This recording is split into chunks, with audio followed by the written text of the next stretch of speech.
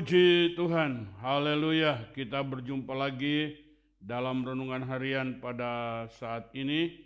Dan sebelum kita mendengar renungan firman Tuhan, kita berdoa terlebih dahulu. Kita tunduk kepala.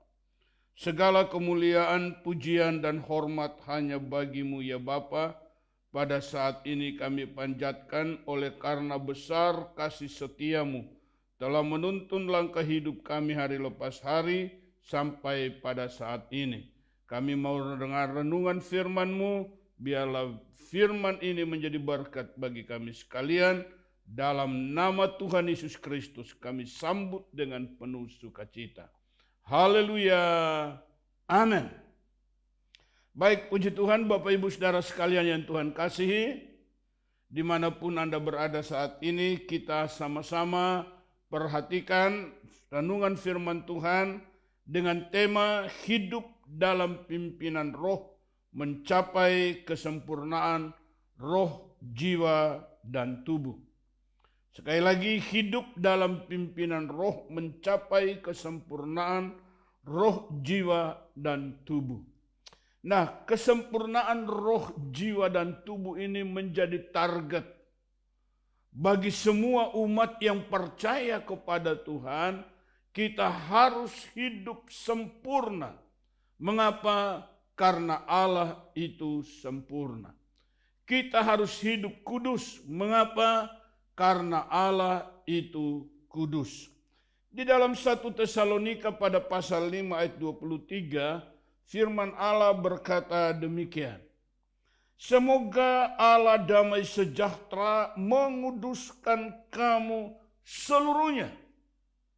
Dan semoga roh, jiwa, dan tubuhmu terpelihara sempurna dengan tidak bercacat pada kedatangan Yesus Kristus Tuhan kita. Ini tidak bisa ditawar-menawar.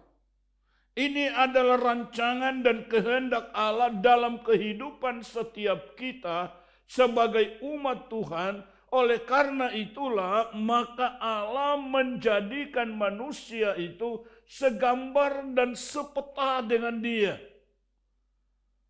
Maka manusia harus hidup sesuai dengan keinginan Allah, yaitu kudus, sempurna, yaitu roh, jiwa, dan tubuh. Secara manusiawi pasti kita merasakan tidak mungkin. Seringkali terdengar perkataan, nggak mungkin manusia bisa hidup sempurna di bumi yang panah ini. Dengan kata-kata ini seringkali kita ucapkan sepertinya kita berkata bahwa Tuhan salah berfirman. Bahwa keinginan Tuhan itu terlalu berlebih-lebihan. Bukan. Karena sejak awalnya dasarnya memang Allah menciptakan segambar dan sepeta dengan Dia. Mau atau tidak, manusia harus membawa hidupnya segambar dengan sepeta dengan Allah. Karena firman Allah berkata, tanpa kesucian manusia tidak bisa melihat Allah. Lalu bagaimana jalan keluarnya?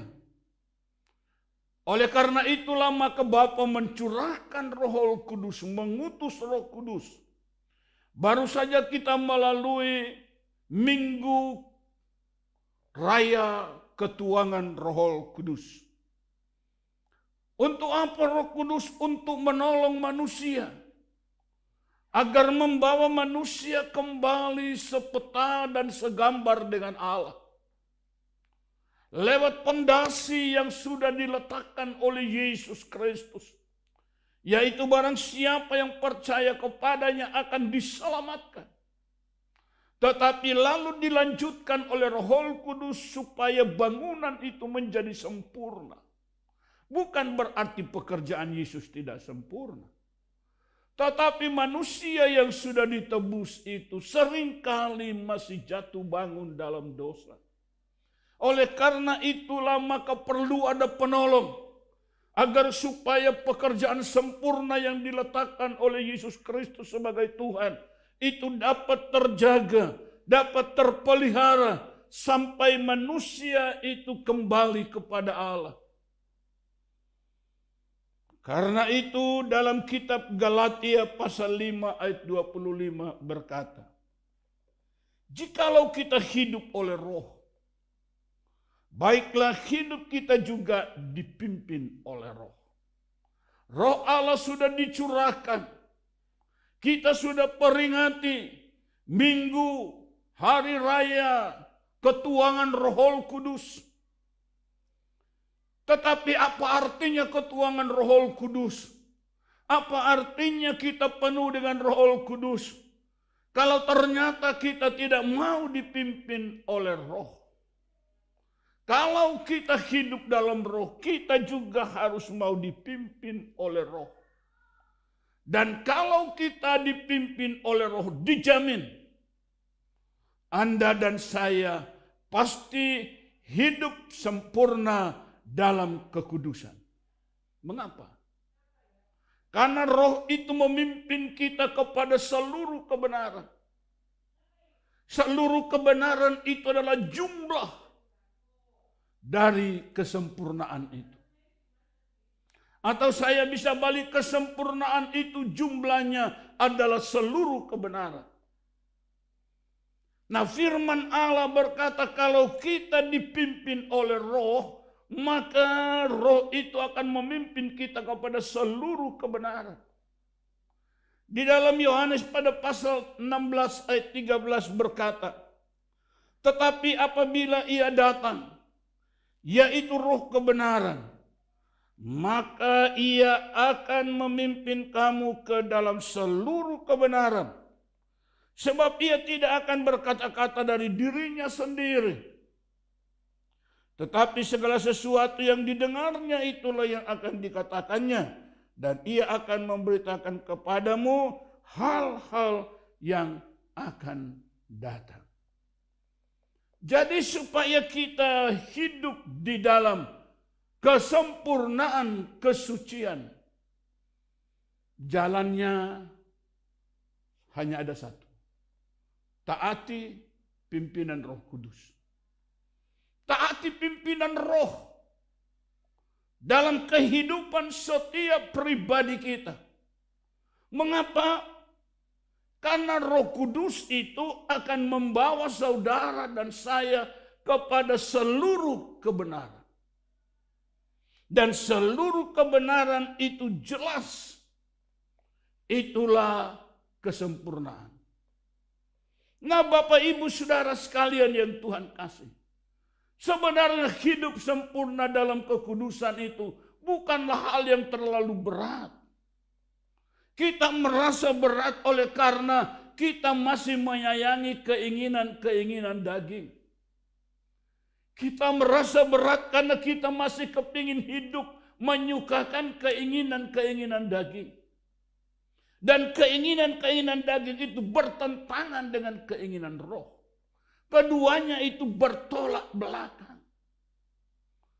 Oleh sebab itulah saya katakan, kalau kita taati pimpinan Roh Kudus, maka hidup kudus dalam kesempurnaan itu bukan hal yang susah. Itu bukan hal yang berat, itu bukan hal yang sulit. Asalkan kita sungguh-sungguh mau menanggalkan keinginan daging dan mentaati keinginan roh, maka dijamin Bapak Ibu sekalian, kita akan hidup sempurna dalam kekudusan. Barulah kita bisa berjumpa dengan Yesus. Barulah kita bisa berjumpa dengan Allah. Barulah kita bisa tinggal bersama dengan Allah. Barulah kita bisa berjalan bersama dengan Allah. Bapak Ibu Saudara sekalian, karena Allah itu kudus, Allah itu sempurna, maka semua umat dan semua anak-anaknya harus juga ada segambar dengan Allah, kudus, sempurna. Inilah yang harus kita perjuangkan dalam kehidupan kita. Ini bukan jadi secara otomatis. Tetapi ini harus disertai dengan perjuangan kita. Perjuangan kita apa? Mentaati Roh Kudus. Itulah perjuangan kita. Mentaati Roh Kudus.